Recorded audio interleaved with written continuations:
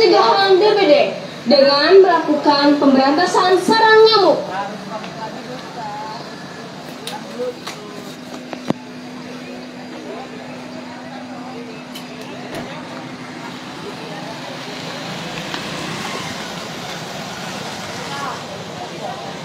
Halo para wargi, kami dari UPTD Puskesmas Padaherang melakukan himbauan tentang waspada DBD. Waspada DBD atau demam berdarah Dengue.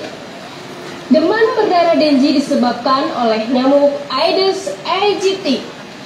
Mari kita lakukan pencegahan DBD dengan melakukan pemberantasan sarang nyamuk. Halo Tribuners, selamat pagi. Kembali lagi bersama kontributor Tribun Jabar dari Pangandaran. Saat ini kita melihat mobil ambulan milik inventaris Puskesmas Padaherang yang melakukan woro-woro di pelosok pasar ya. Ini tepatnya di Pasar Marayung Sari, Desa Marayung Sari, Kecamatan Padaherang, Kabupaten Pangandaran, yang dapat menyebabkan kematian. Yuk lakukan pencegahannya dengan 3M+, yaitu menguras, menutup, dan memanfaatkan.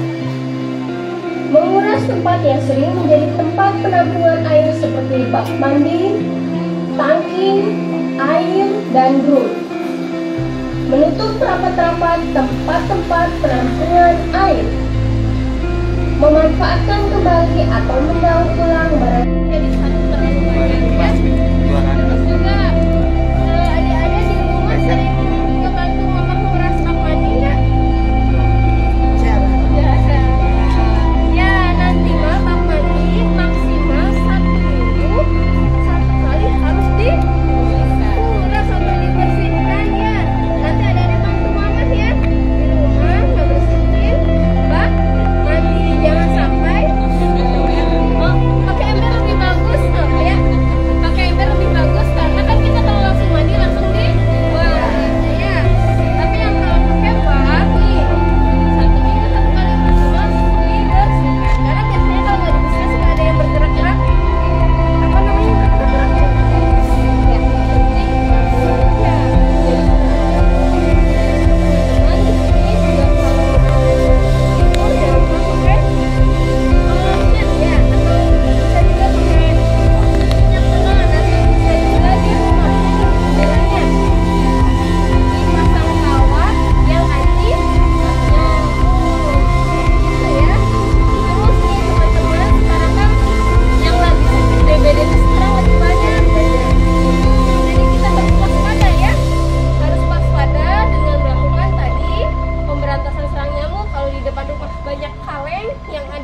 ya.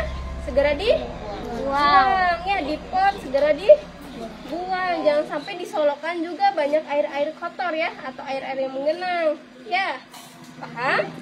Paham. Terus juga berkaitan dengan kasus, salah satu tanda gejala terkena DBD itu demam tinggi, panas dingin ya.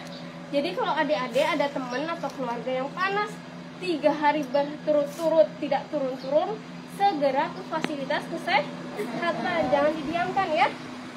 Ya, karena yang namanya DBD itu siklusnya kayak lana kuda ya, naik turun panasnya ya. Jadi segera datang ke puskesmas untuk segera diperiksa dan diobati. Begitu ya?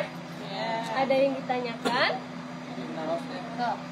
Setiap rengit anu belang ya teh DBD pasti? Tidak. Ya. Saya tambahkan ya.